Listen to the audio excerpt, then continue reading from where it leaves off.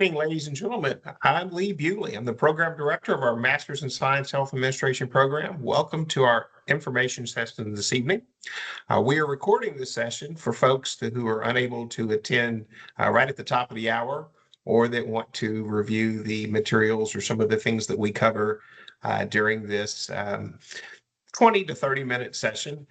We have a presentation of about 10 or 15 minutes to cover topics that we often have questions about our program, the process and the applications process. I'm joined by our program coordinator, Mr. Brian Mathis, who can also answer any questions you have. And so without further ado, I will have this 15, no more than 20-minute presentation. We're not having a classroom lecture here, just answering basic questions. And we want to give you all opportunities to be able to ask questions as well. So, all right. Well, welcome to our information session. Again, I'll say again, I'm Lee Bewley. I'm the program director of our Master's in Science Health Administration program here at the University of Louisville. I am also the regent for the Kentucky chapter of the American College of Healthcare Executives.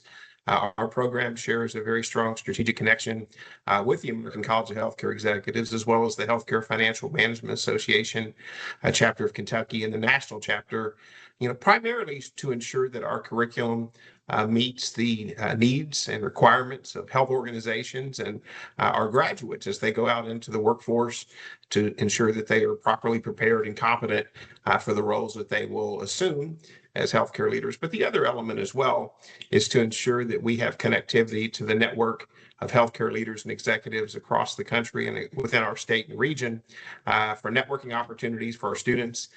The Kentucky chapter of the American College of Healthcare Executives particularly is very supportive of student development through networking opportunities, but also providing resources for students to attend national conferences such as the American College of Healthcare Executives that was held in Houston, Texas in March. It will be held in Nashville, Tennessee in 2027.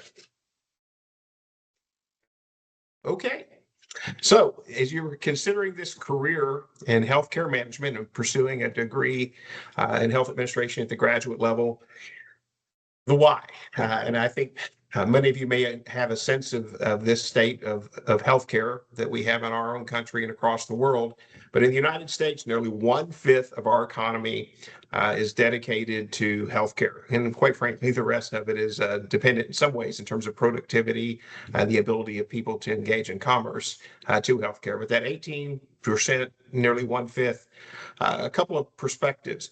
Number one, the outcomes that we have, despite having advanced technologies, advanced procedures, the ability to save lives and often pull miraculous deeds and occasions to serve our patients, our beneficiaries, our people, outcomes in terms of life expectancy and morbidity and mortality are lagging in many other countries. And so when we think about the work of how we organize the resources of our society, of our country, a couple of perspectives take into consideration, and that's finding more efficient and effective utilization of resources.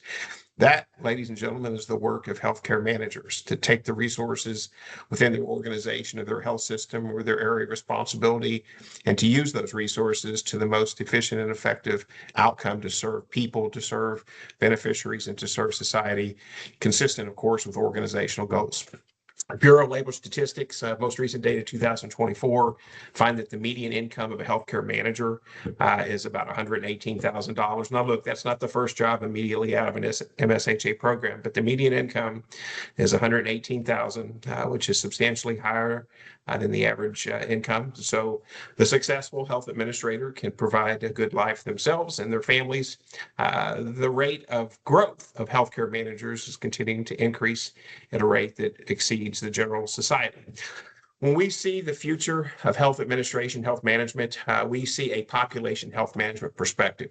In order to properly address the needs of a community, a society, a market, we have to understand all of the elements that contribute to the cost and the health outcomes. And that population health management perspective allows healthcare leaders and healthcare managers within organizations to be able to make choices that, again, cost effectively and efficiently utilize resources, that aims to enhance the level of health within a community at the most cost effective way on a per beneficiary or per member of society per capita basis.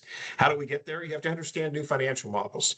The evolution away from fee for service, strictly receiving reimbursement or payment for a service provided, is moving to a more nuanced manner that includes a value-based perspective, or transferring and managing and shifting financial risk among the tripartite of the patient or beneficiary themselves, the payer, which is often the federal government, state government, or an employer, and then the provider of that health care.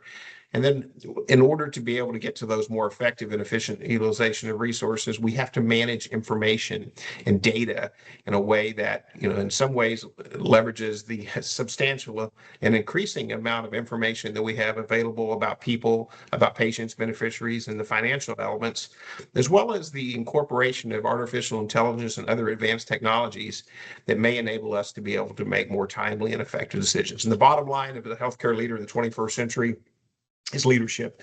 Look, we're in the people business. We serve people. We work with people.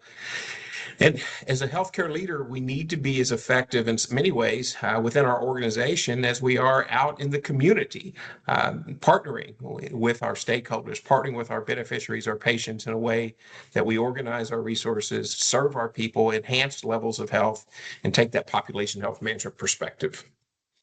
Look, I'm not going to go through all the roles, but wherever you see the delivery of healthcare, the support of healthcare, there are a number of roles and positions across many different industries or sub-industries, types of organizations. The type of roles that a health administrator may have can be at the operational level, a manager, coordinator, analyst, or specialist, or of course at the executive level, a vice president, director, and then ultimately the most senior roles within the different types of healthcare organizations. You could be a CEO, a president, chief operating officer, CFO, an owner, or a partner. In fact, we've had a few MSHA cardinals that are entrepreneurs out in the community. Why Louisville? Why healthcare? We see our community, our region, as an epicenter of a lot of healthcare activities, including headquarters of some major healthcare organizations, 3 major health systems, federal healthcare, and we draw upon these partners, these members of our healthcare provider community. One part, a number of our students are from these areas. A number of our students are employed or seek employment or come to Louisville for their healthcare careers. But the other element is that we draw upon these organizations for some of our adjunct faculty.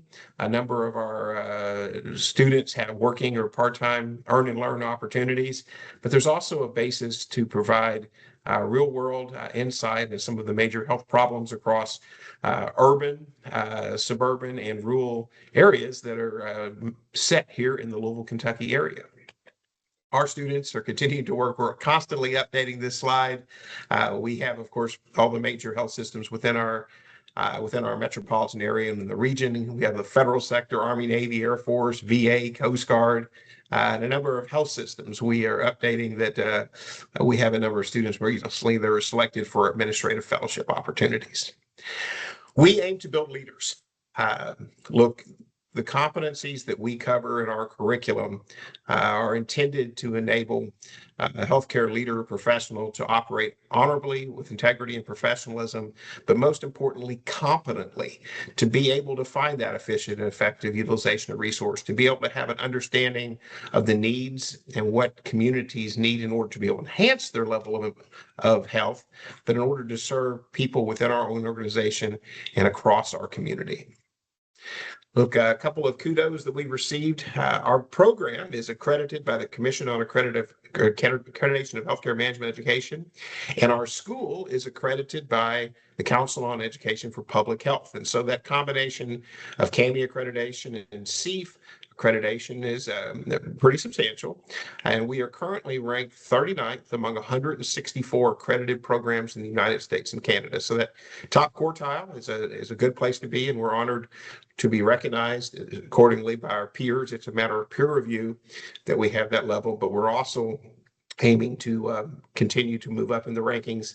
And we often find that our students are our best credentials. When they go out into the world as alumni, those first jobs and assignments, some of the extracurricular activities, and we'll get into that in a bit, speak well. And of course, our faculty and our executives and residents, speak well and enhance the reputation of our program. So this curriculum development primarily is focused in our course development. There are, of course, incorporating the American College of Healthcare Executives, other professional organizations, and an extramural perspective. But all of the competencies of our required program are found in the 15 courses that make up the MSHA. 43 required credit hours. There is no required practicum for a student that has at least 1 year of working experience, particularly in healthcare. We have an opportunity that students can take a practicum experience to be able to complete the program if they have either no healthcare experience or less than a year of healthcare experience. Our courses are set up in 8-week terms. We matriculate students in the fall. So there's a fall 1 8-week, a fall 2 8-week that ends just prior to the holiday season. Coming out of the holiday season, we have an 8-week spring 1, an 8-week spring 2, and then an 8-week spring or summer session. There's about 3 or 4 weeks between the end of spring 2 and summer, which is essentially the month of May. The summer session covers June and July, and then there's about 2 or 3 weeks before the start of the fall. The net effect, of course, is that we have 5 8-week terms. So 40 of the 52 weeks students are in class session. All of the courses in the MSHA program are offered at least once, in that sequential order. We also offer the capstone course in fall 2 to enable students that are either on a part-time or an accelerated basis to be able to graduate from the program at the end of the fall term. Then, of course, they can also complete the program in the summer. One quick point, most students pursue the Master's in Science and Health Administration program. However, of note, for students that are perhaps seeking a focused area of development, such as basic healthcare management, healthcare financial management, or healthcare quality and project management for continuing education development, or perhaps they've recently been hired into a role in which they're looking for, or either hired into a role or seeking to move to a role of project management or quality or financial management.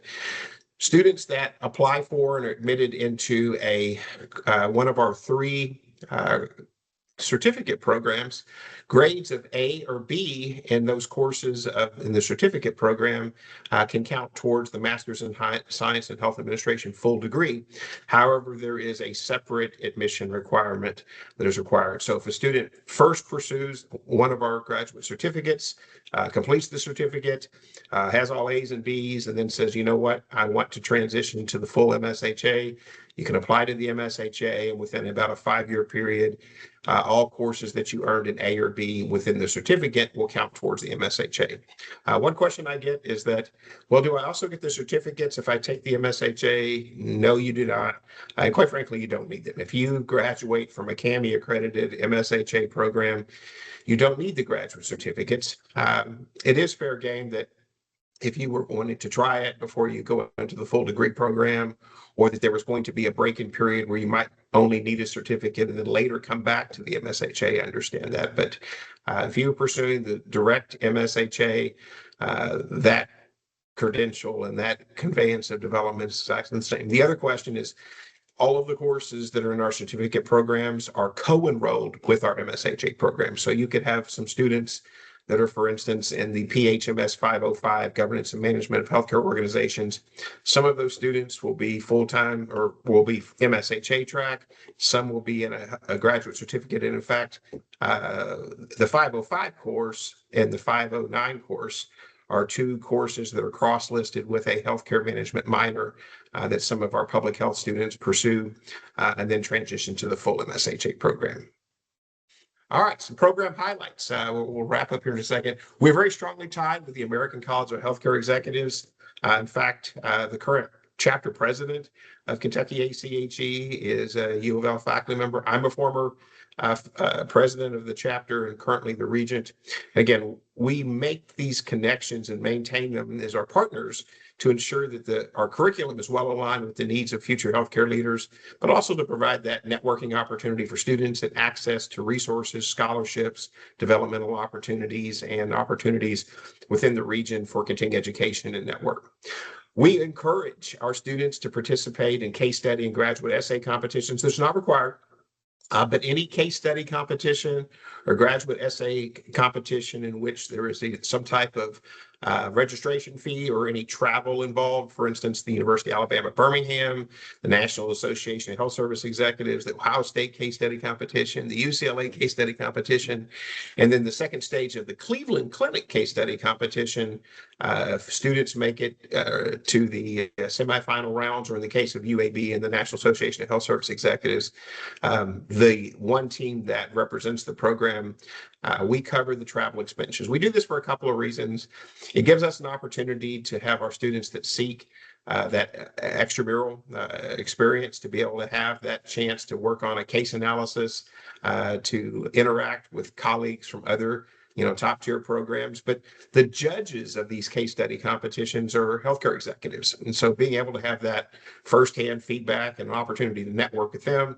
And then, of course, the other element as well is if you win show or place, or in a couple of the case study competitions, even if you have fourth or fifth place, there's scholarship money, a few thousands of dollars per student that you can earn and apply to you earn it, you receive the check, and you can do what you want with it. Presumably you'd want to apply it towards your graduate education or other fees. Look, our faculty are, by and large, practically all of our faculty are doctoral educated, former healthcare executives. Myself and Dr. Scott Skinner and Dr. Andrew McCart are board certified healthcare executives and doctorally educated. We have two outstanding executive and residents that stand by to provide mentoring, resume service, and networking as well. One is a former chief medical officer of one of the major healthcare organizations here in Louisville. The other is the director of population health within the University of Louisville Health System. We are CAHME accredited. We're very active in the Association of University Programs Health Administration, which provide opportunities for Honor Society, Upsilon Phi Delta, and scholarships throughout the year. 8-week terms. We have these 8-week terms to provide a concentrated, focused way that working professionals can address one or two, or sometimes 3 courses at a time, rather than taking 4 or 5 in a particular semester. We give the students the ability to either tap on the brakes or mash on the gas. And so it could be that there's an 8-week term or a semester that you see that you have a joint commission visit, or perhaps there's some family event or medical event that you think that you need to dial back. And in a particular 8-week term, you might not take a course, or you may only take one course. On the other hand, there could be an 8-week term or semester that you have more time and the capacity to get ahead, or you want to finish your program sooner, and you could take up to 3 courses per 8-week term. We coordinate those activities in the event that there's any type of overload through the graduate school. But generally speaking, an average student takes about 1 or 2 courses per 8-week term and can graduate in 2 years. By taking an advanced pace, a student can matriculate in August and then graduate in December of the next year. So, for instance, a student could matriculate in August of 2026. If you get at least a 3.5 or higher GPA in the first semester of courses, that's fall 1 and fall 2. A student can take an overload, take 3 courses and 3 courses in spring 1, spring 2, and then ultimately graduate in the fall semester of 2027. You're not required to take that advanced, progressive pace, but it is available. On the other hand, a student that wanted to complete their program within a 4 or 5 year period is also possible. We're in the process of updating our courses. We have a Blackboard Ultra, our new learning management system, but we also have a chance to incorporate some more artificial intelligence, analytic thinking, and population health into our courses. All right, I alluded to this a bit earlier. We think that our finest credentials, what represents our program, are our students. A few years ago, we had the national winner of the American College of Healthcare Executives Stell Essay Contest. We've had national semifinalists, finalists at UCLA case study competition, University of Alabama, Birmingham, Penn State, Cleveland Clinic. A number of our students have won CAHME, AUPHA, Kentucky Public Health Association, Kentucky Hospital scholarships. And then Because we're a CAHME accredited program, our students compete for national administrative fellowships. These are postgraduate developmental opportunities that upon graduation, a student could be hired by a major hospital or health system for a 1 to 2 year period. It's a full-time job. The pay for an administrative fellow is usually in the 55 to 65 up to $90,000, depending on the location. For instance, the fellow that we had at Sutter Health System out in California had a starting salary that was closer to 90,000, but the folks that are more in the Kentucky area, the region, tend to have starting salaries in the 60 to 65,000 range. But for 1 or 2 years, a student has a fellowship opportunity in which they have a series of projects, developmental opportunities postgraduate to be able to complete that development. And most 95% of the students the graduates that complete an administrative fellowship are placed usually in a director or a manager role immediately after that postgraduate fellowship. Again, those are competitive opportunities. There are a couple hundred across the country, and our MSHA Cardinals have had their fair share of these fellowship opportunities. All right, I'm going to close out. I'm Lee Bewley. I'm the program director of MSHA program. Deepti is our student recruitment director, and our program coordinator on this call is Mr. Brian Mathis. Currently, we matriculate students in the fall in August, and so our application deadline is July 1st. In the event that you have begun the application process and you still have a bit of documents to upload, we can extend that July 1st deadline. But the key element is to have your application started and ideally finished before July 1st. We do not batch applications. As soon as we receive a completed packet that's available, we will arrange for a Microsoft Teams-based interview. That interview is virtual, and it's intended to make sure that what you're looking for in your graduate education experience, your life career development, is matched well with the MSHA. And of course, through this virtual interview, and maybe even as our Q&A session we have today, we want to make sure that we're right for you. And so we want you to be able to ask questions. The interview is, again, usually confirmatory. Just a little bit of information on that. We're looking for transcripts, a resume, a letter of introduction where 1 page or more explain your why. How does the MSHA fit in your life career goals? And then 3 references. 3 references can be from a supervisor, a peer, or someone that has standing to be able to make comment on your likelihood of success in a graduate program. Quick bit of information on transcripts. We most need the official transcripts from degrees that you have earned. And by extension, if there are any credits that you earned from an institution that applied to your degree. A student once asked me, look, if I took a class 10 years ago at a school and I never counted those grades towards my degree, do I need to send that? No, but we absolutely need the transcripts from the programs in which you earned a degree, and then any credits that contributed to that degree. Another question we often get about GPA: if you have a 3.0 or higher undergraduate GPA, no issues with your matriculation, admission into the program. If you have a GPA between 2.5 and 2.99, you may be admitted to the program. However, it'll be on a conditional basis according to our accreditation guidelines. That 2.5 to 2.99 admission conditionally basically holds that you can apply to the program, you'll be admitted on a conditional basis, and if you earn a 3.0 or higher in the first 9 hours of your enrollments, basically an A or a B in those courses, then your conditional admission transitions to regular admission. If you have less than a 2.5 GPA, a 2.49 to a 2.0, you may still apply to the program, and under extraordinary circumstances, you can also be considered for conditional admission. So without further ado, I got one last slide. We love our Cardinal spirit. There's a couple of things up there of note before I go to the Q&A session. Our institution was founded in 1798. We have a brand new Health Science Center campus building that's coming in 2 years, 2.5 years. They're beginning the construction now. It's right next to the School of Public Health, so it's going to be part of a Louisville Medical Park. We've had a number of our alums, the student that you see there with the Twin Spires, Tiff Hobb is a sports medicine healthcare executive with Norton Healthcare, and she's been prominently noted for her work as a sports healthcare administrator. We've had students that you see there shooting the L's up. They were at the ACHE Congress recently, and then look, we have a lot of football and basketball spirit, ladies volleyball, ladies basketball, all across the world. Is to say there's about 170,000 living alumni of the University of Louisville. And so we have a few hundred MSHA alumni, but the Cardinal spirit is strong. And so if you join this community, there's both an MSHA community, but then an ever larger community of our Cardinals across the country that are for both the spirit of joy, but also an opportunity professionally for networking as well.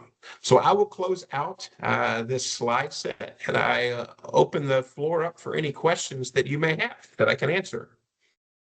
I apologize. It looks like the sunshine's coming through my window. It looks like I'm in some type of I can hear you and see you, but I apologize for the way that the sun's coming through here this time of day.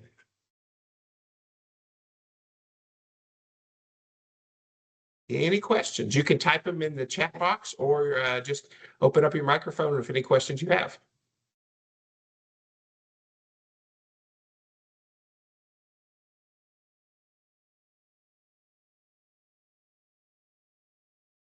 Actually, this Ahmed. Yes, sir. Actually, I don't have a question. I'm just trying to emphasize or reiterate that definitely I am in. I like the Cardinal spirit. I'm looking forward to having you in the classroom. Yeah, the last time I was a little bit late. I'm like, let me just register again and just try to understand a little bit more. Always happy to help, sir. That's something, whether or not this information session is that I could go a little bit further. And, Brian Mathis is a program coordinator, academic advisor, is that, along the way, we want our program to be successful, but we don't want our program to be so large that we have strangers. And so all of our students have an academic advisor that is a faculty member. And so we meet at least once every semester, but we can meet more on Microsoft Teams. We have a session, hey, how things going with your life, how things going with your career. We talk about professional considerations, whether or not that's membership in professional society, jobs that you're considering, fellowships, anything that we can do to provide some help. And we might not know what that need for help is until you encounter it, but that's the type of relationship that we want with our students and our faculty who will be future alums. And again, when we say that our students and our alumni are our best credentials, that comes from, trust and development of those students. And it comes with building a relationship within the classroom, but also within the program. It's not just simply a matter of accumulating a bunch of A's and B's and credit, getting a degree, which is important to have that credential. But what's most important is the development that comes with joining a group of professionals that are serving people and communities and society. Got it. Thank you so much. You're welcome, sir. All right. I'm just looking. Hi. Yes, ma'am. All right. Thank you so much for the intro. That was really an eye-opener for me because I was trying to make a decision between this degree or social work. But I think social work is incredibly important and valuable, ma'am. Yes. Because I had already started a path to a master's degree, bachelor's to master's degree, sometimes back, about 2 years back in New York. But the school closed down, so I couldn't finish up. So I am thinking of either doing that or this. But then I'm in the military also, and I'm a 68 whiskey. So, and I'm thinking of medical administration. So I am trying to weigh my options in between. So I wanted to listen to what the program is all about to be able to make a definite decision. because I actually need to start my program by August. So the information session gave me some of the information that I need, and I am going to really think about it. I think I want medical administration, but because of my background in social work, I'm like, oh, Well, here's I what don't I know. think. Years ago, I was the associate dean of the Army Medical Department's graduate programs, which included our own health administration program, but also the Army social work program. And so I had a chance to, honestly, one of my best buddies in the Army all time, Jeff Yarvis, is a social worker. But before he was a social worker, he was a tanker. And so this is what I've learned. I know social workers, you have a lot of leadership and management development in the practice. You understand people in society and contextually, particularly in moments of friction or stress. And so I think that social work development will serve you well as a leader and manager. The competencies that you develop in a master's in science health administration is about business planning, strategy, finance, accounting, marketing, analytic thinking, quality assurance. Those competencies are not specifically in the social work program. They're intuitively in there, but they're not fully trained. And so this is what I was going to say. Look, our world needs social workers. I don't mean to, it is incredibly valuable. My wife was a social worker. She's a special education teacher now. And so what I see pragmatically from a career perspective is that I think that there are a lot of opportunities for growth as a health administrator. I think that all of your training and development, definitely as a 68 whiskey, but also in social work, will enable you to be an even more effective leader and manager. Uh, Whether or not you finish out your career as a senior NCO and then transition to the civilian world as a health administrator, or whether or not you seek commissioning, um, either one of those paths are fair game, I think, in terms of in terms of where you are. We can discuss that in some more detail. We've had several officers and several NCOs in our program. Of the NCOs, some of them like one was the sergeant major. I don't think that she was Air Force at the Air Force Base, Scott Air Force Base. She completed the MSHA program at the very end of her career and then transitioned to a healthcare job. We had a couple of other senior NCOs. One of them simultaneously finished the MSHA and then went to the PA program, but the others generally were looking to finish out their career, in the E7 to E9 range. A couple of Air Force and Navy folks were specifically pursuing the Medical Service Corps career path, where once they complete a CAHME or a CEF accredited program, they can transition to Medical Service Corps. I think in the Army, you can apply for commissioning.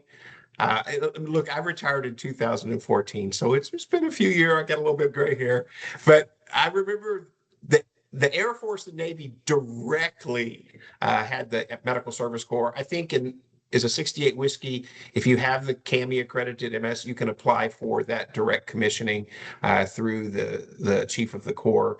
But then again, you could take the career path as well, that you finish your time out, then you retire. And in that path, we definitely want to have you connected with professional organizations like the American College of Healthcare Executives or the Healthcare Financial Management Association. It's okay.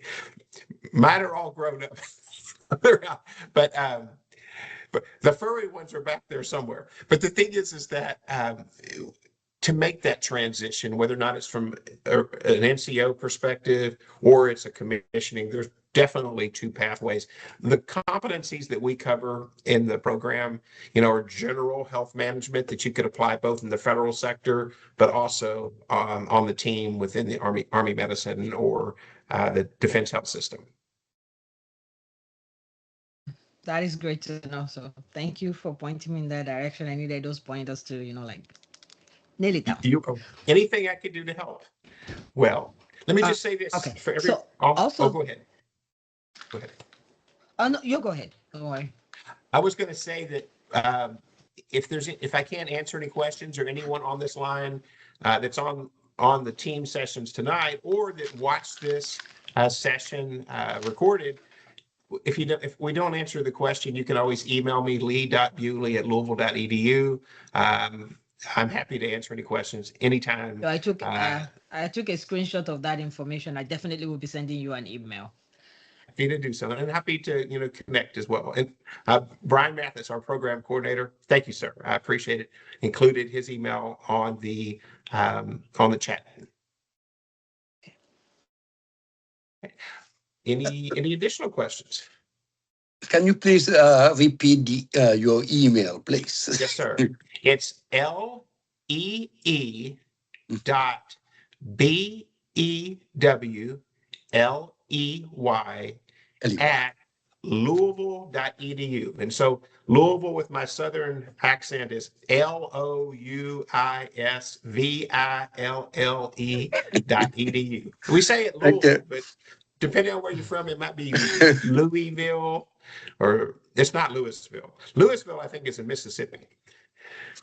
Yeah, because last time I was trying to email you and I spelled it wrong. I'm like, oh, he's going to beat me up. It's okay. Well, I didn't know. I didn't know. Yes, ma'am. Yeah. All Thank you. right, so one last question. So Yes. my military transcript and my civilian transcript are all I need to send, right? Your bachelor, yes, your civilian transcript, where you earned your bachelor's degree. I had a bachelor's degree in economics. Oh, that's excellent. Me too. Yeah, so happy to have a fellow dismal scientist on the call. Yes, and I have like an associate degree in social work. Okay. And then yes. I want to get my master's done in medical administration. Yes, ma'am. So send the transcripts that you have degrees for. Holy Christ, no. What is going on? Connection. No, you did not hang up. No, don't hang up. Unfortunately, I think Hello, can you hear me? Yeah, you froze for Okay. a second, Dr. Bewley. I'm glad you're back. All right. I'm back. I don't know what that was. Maybe we didn't pay our toll to Microsoft or something, but I'm here. I'm still alive. Still living. All right. So you were saying about the transcript and all the things that I need to send in? We just need the official transcripts for the degrees that you earned.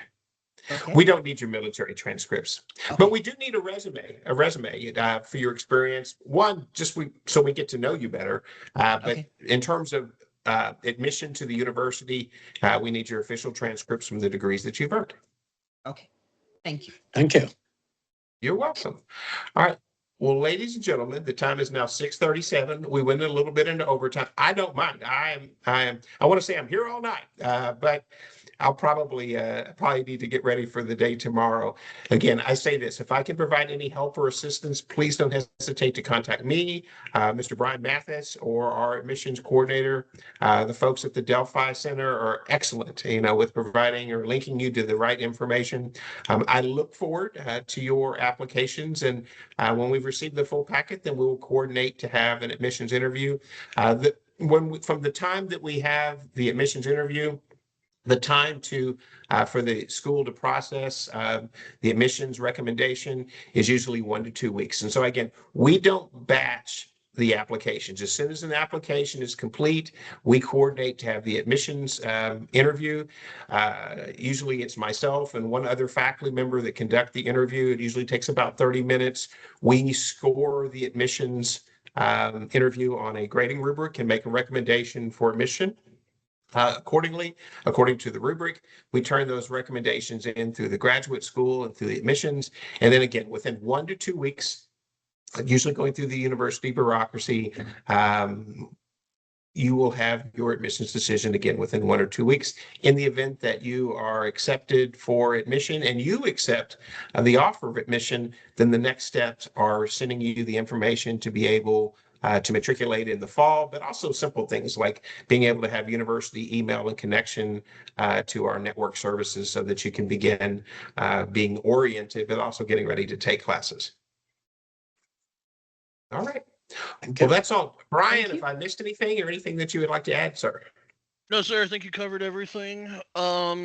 Yeah, reach out to either of us if you have any questions in the future. We're always here to help. Outstanding. Well, ladies and gentlemen, I hope you all have a great evening. Take care. Go Cards.